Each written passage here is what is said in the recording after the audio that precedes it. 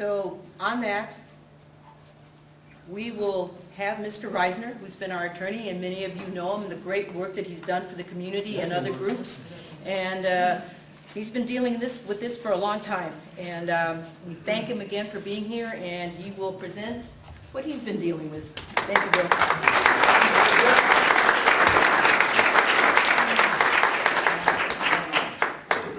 You know, it's been a special pleasure for me to be involved with El Rio too, because I became a lawyer in 1968 and 1970. Myself, my law firm, my partner Mark Raven at the time were lawyers for the original El Rio outfit, the original struggle.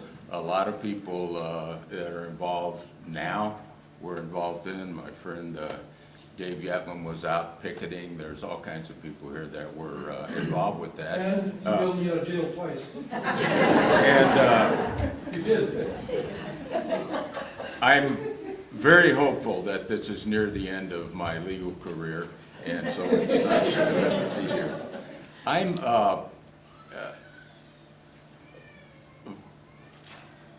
certified, lawyer handling, civil wrongful death, accident cases, stuff like that. But I've done some public records lawsuits, and I actually have to reveal some very dark secrets in the past. My family's a real estate business. I got my college degree in real estate. I took the courses on appraisals. In law school, I was trained to be a real estate corporate lawyer, and I went to graduate business school for a year. Bill, will you tell the name of your company, please? The Fly-by-Night Investment Company.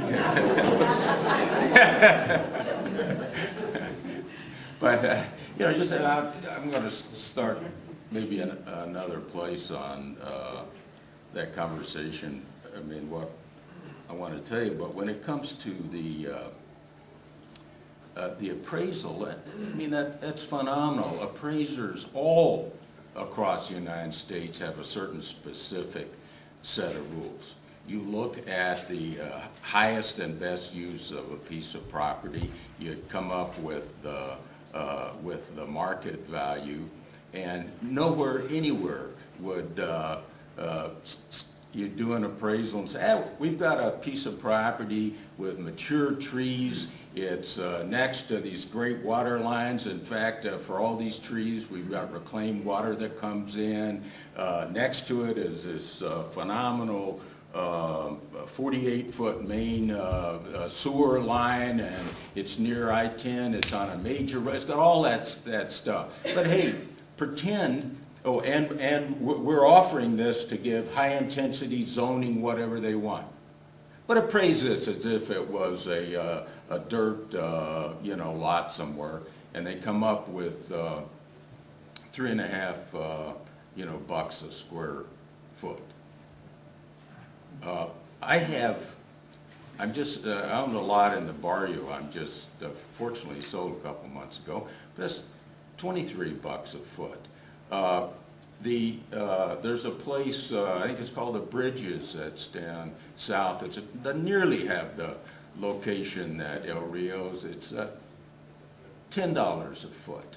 This is El Rio is worth at least $50 million, and they offered it to these guys at I think $247,000 a year or something. You just pull out an annuity calculator. That's worth maybe $5 million bucks.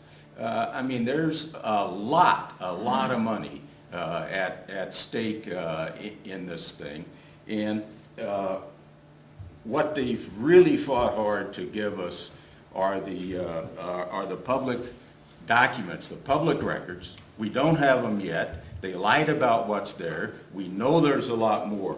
But first, I want to touch a little about the public record laws, because Arizona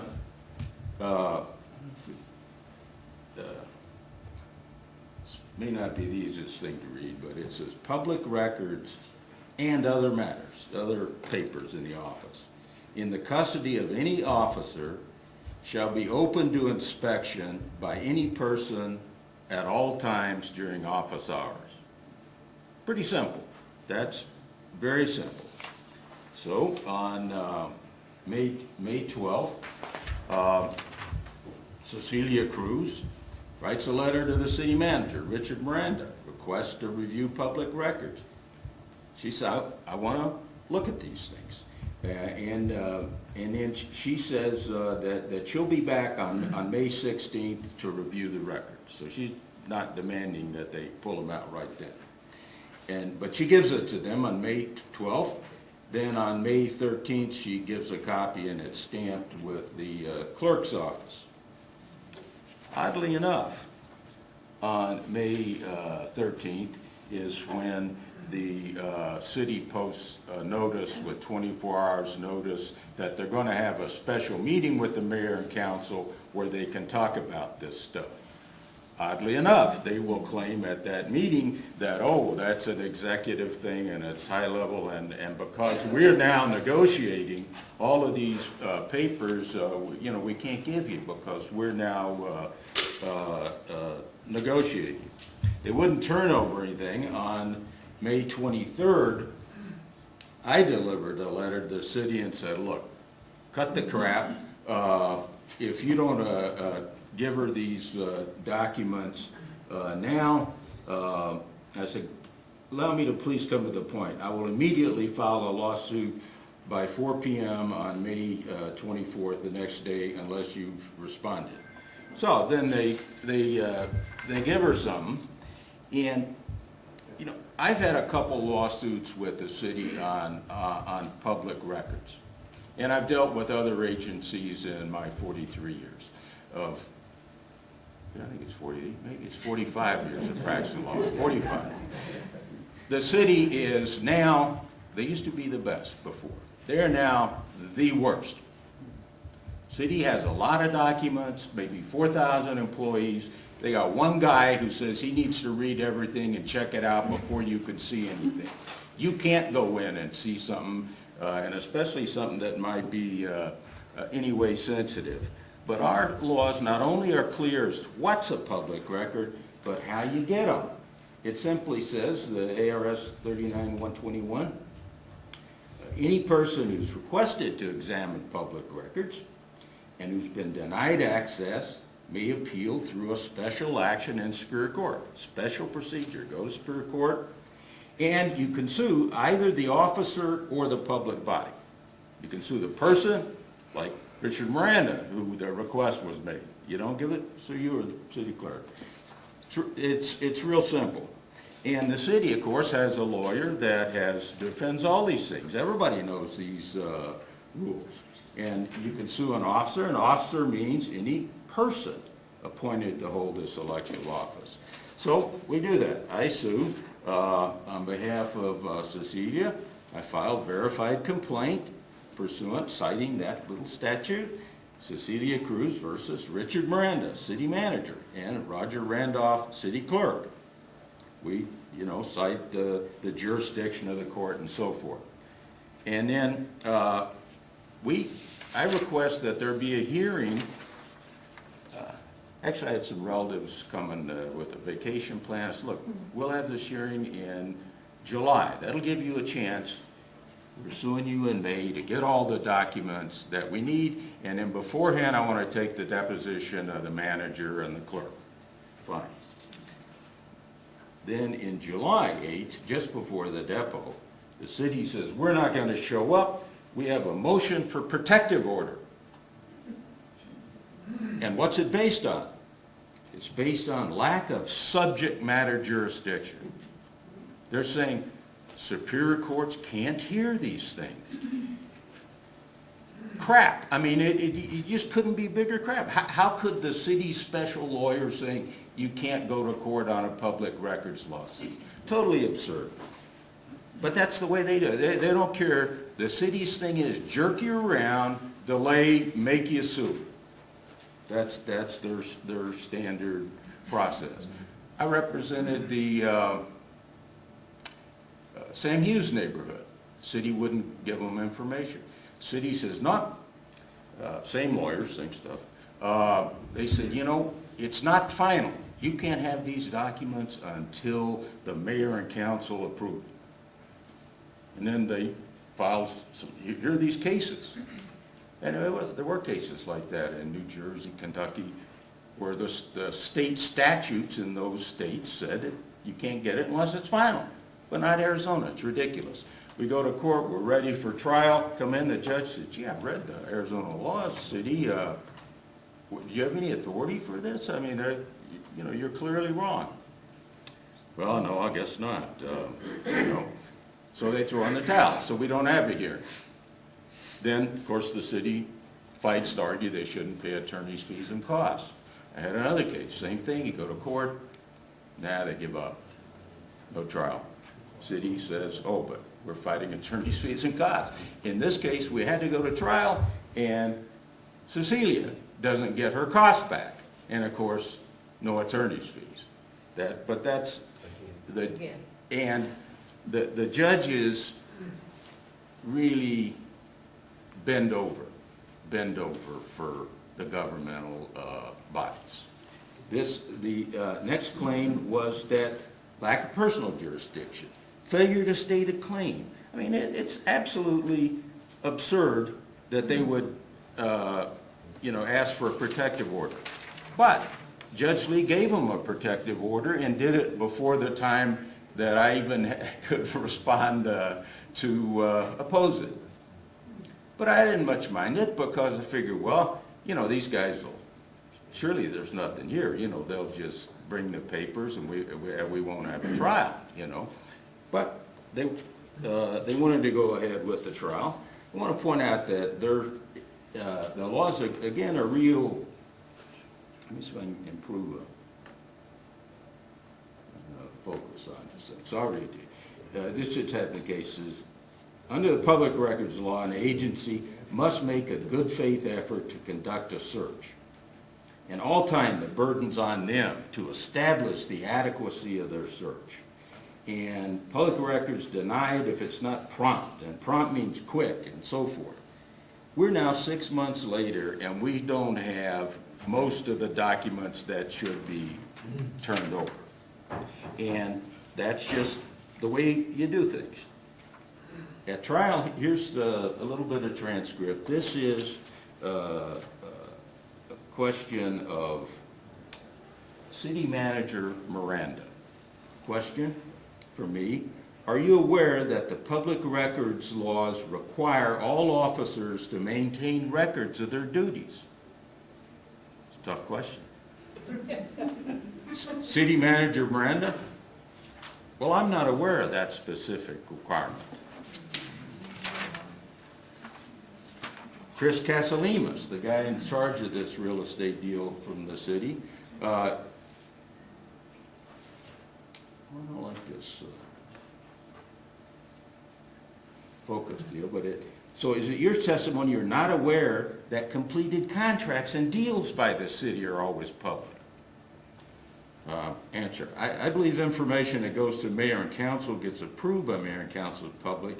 You know, but again, I'm not an attorney and I don't know what's a public record or not. So it is, and in the great game you always have when you deal with the city attorney's office is they say, you know, we just do what our clients say, and the mayor and council are our clients. And then, of course, then you talk to the council people, and they have no control of it. And I will say that Karen Ulick, that's here, has been our champion on trying to get public records. She did instruct the city manager to turn over what they could. She's got one vote. I had an email exchange with her, and she actually got Mike Rankin, the city attorney, to get involved in the email and respond. But she's one of the bunch, you know. They haven't responded. We went to court, and they told the judge that there were only 2 documents that they hadn't turned over. And I think we've got 400 pages since then, and there's all kinds of key stuff since then that they haven't given us. I have a hearing coming up the 28th of this month, and I said, look, I want some discovery, because there's a couple ways that, that you find out where the records are at. One, if you're dealing with an honest agency and honest people, then they'll produce records and do their job because the public law says you're supposed to. Or you've got to do deposition and ask people who they met with, where did they go, what kind of documents, how did this stuff come around. The next thing I want to talk about is there's a problem with the city that's the huge problem, which is the structural problem. The problem is that it is unbelievable what city staff does with no direction. So in this case, I asked Chris Casalevis, and he says there's a list of city properties that the city has for sale. So when Grand Canyon says, we want a big piece of property and cheap, they go, okay, good, yeah. And we want it with lots of amenities and great locations. Yeah, good, yeah, we'll look, see what we have. And so then I said, well, is El Rio on that list? Well, no. Was El Rio ever offered for sale? No. It was a piece of property that staff put out there, along with other properties, to say, here's some city-owned properties. Do any of these fit your need? Of course, and then I said, how does staff decide what to offer about public property? How does staff do that? Oh, well, we just go through city inventory and, you know, see what's on the list. And was this at the direction of the mayor and council? No, the mayor and council did not direct us to sell Rio. Did the mayor and council authorize you? No, they didn't authorize that. And furthermore, as we mentioned before, there's never been a park sold in the city of Tucson. You saw before that on October 23rd, there'd been an instruction for the city staff to develop a plan for El Rio. Okay, now city staff is offering to sell El Rio. You're aware the city staff told you to do a study, correct? And I understand you're not aware of any study actually done. No, I don't know if it was done or wasn't done. So the staff are told to do it. The guy who wants to sell this stuff, who's in charge of it, he doesn't know if anything's there. The level of incompetence is over the wall. The city manager asked him about it. Well, you know, he's a retired police chief, nice guy, maybe a good manager. He's never done a real estate deal. You know, he didn't know any of these things either. Yeah, this is one where he's not aware of any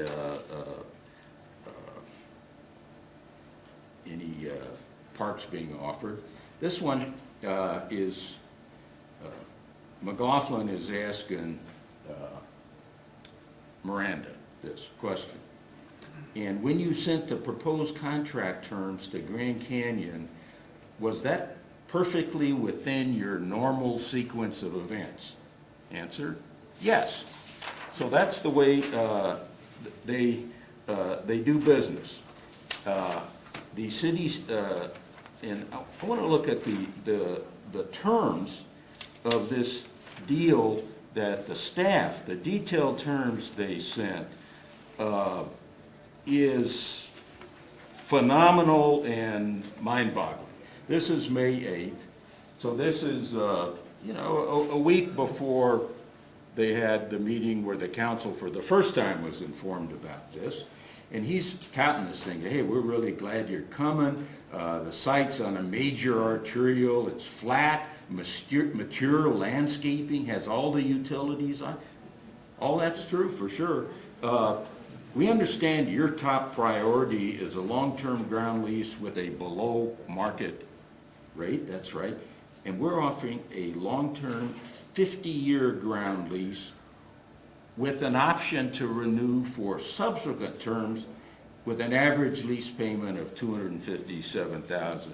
Told you that's worth you know, maybe 5 million, more or less. He points out here, you know, we got some problems. To further this goal, we're going to have to work together in partnership with you because we got a little problem. A primary issue is the City of Tucson is lacking in park space in this area that we want to sell 114 through, you know, and we're going to have to break our contract with First Tee. But, you know, this letter from Miranda, who gets this thing? Liz Miller, Deputy City Manager, Assistant City Manager, another Assistant City Manager, Planning Policy Director, Director of... Man, everybody's into all of these details, and let's look here. This is something that the city put together, and here's one figure, and you can kind of get the drift of how this stuff works. Pima County property tax savings over 5 years. This is a T.R.E.O figure, $7,260,000. Okay, so if they sell this to these guys, the title remains in the city. They're offering a 50-year ground lease. You also saw in the letter that they say, that he said 50 years, but you can get extensions. So when the city leases it, the title's in the city's name. They're saving $7,260,000 over 5 years. So over the first 50-year lease, that's $72 million taxes not paid to the city. That's that one number. But and here's something, and the kind of stuff that we don't have. Here's a document that we have no idea who put this together. We have no idea what meetings, how it occurred. City of Tucson proposes a development and lease purchase agreement, this DLPA. Well, of course, that's the special thing where they've told them that we'll give you any kind of zoning you want for high density zoning, your apartment houses, tall things, you want to put in a mall, all of that stuff. We'll give you all of that. You don't see that in the appraisal, of course, because it's that kind of thing you're required to put in appraisals unless you pay somebody to give you something that is not useful. So he says here, the basic terms of this lease purchase, this one is an initial term for 15 years with 9 successive 5-year options. During the initial term, a portion of the lease payments you can apply toward the ultimate purchase. So that's pretty cool deal too. You get a little credit for that. You know, you rent to own eventually, but it's 60 years later. Here's a great one. After the initial 15-year term of the lease, the purchase price will remain steady for years 16 through 60. Hey, how would you like to get that with a little Tucson real estate, you know, maybe 45 years ago with a fixed amount that you could buy, 45, 60 years later. Absolutely phenomenal. And the university will be able to exercise this, anytime. Of course, part of this fee applies to it. And then there are all kinds of, it's like we're paying them to take it off our hands. There's what they call adjustments. The purchase option price may be adjusted through negotiating terms in the lease depending on the extent of any extraordinary development expenses, which may include problems with the sewer, electric, gas, certain public improvements, So not only are we giving you this stuff free, you're going to get, $70, $80 million tax-free stuff. We'll give you all of this other stuff for this city park that's mature that we're short on park space for. But hey, that's just the way the staff does with all that details, and then bring it to the group that has pixie dust on them and doesn't figure out what's going on. So last week was something that was pretty phenomenal. I'm sure many of you saw this one too. Rio Nuevo probe bad, but not criminal. So the Attorney General's office says the Rio Nuevo debacle may have squandered millions of dollars, but no one's going to, be behind bars, which is fine. I understand that. Believe me, Horn with his trouble, he's not picking fights. So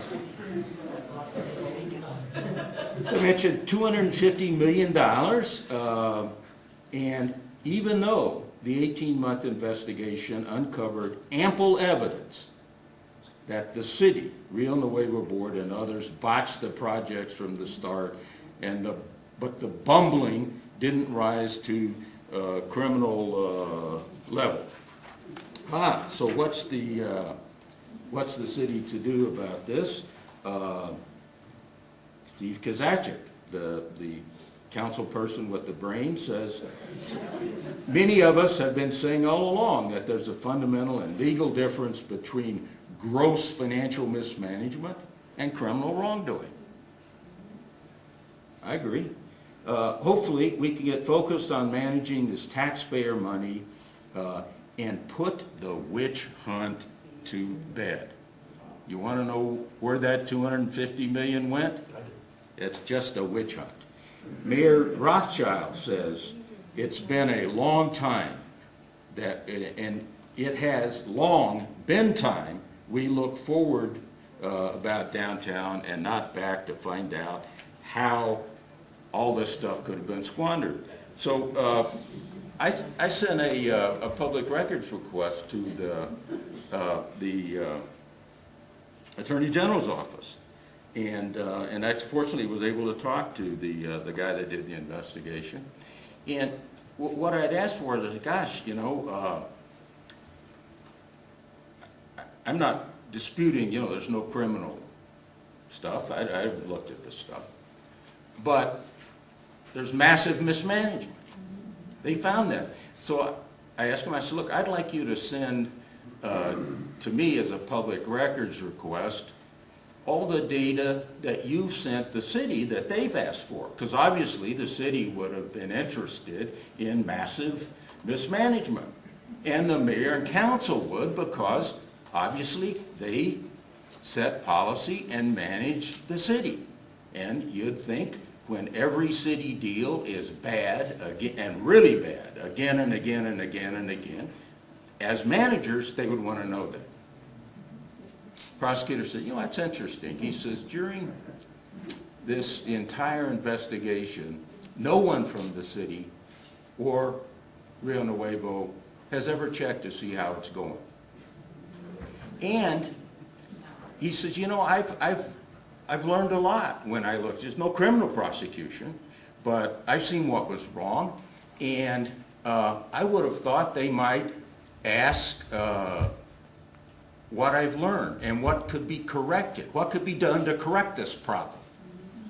But no one has ever asked for the city. So you kind of see what the problems are. We can, if you know city council people, I know nice people. Structurally, there's a problem there. It's something you'll never read about in the newspaper because we don't have one in Tucson. And all they do is send out ads and do what the growth lobby wants, but they don't even have investigative reporters. It's just nothing that's going to happen in the city. $250 million is wasted. Every one of those city deals, every one, is absolutely horrible. And is the same staff there? By and large, they got rid of the Hine, but Hine got rid of the planning department, and they've not put one back. So whoever comes into the city doesn't have people that know up from down and look at it. And the staff has free rein.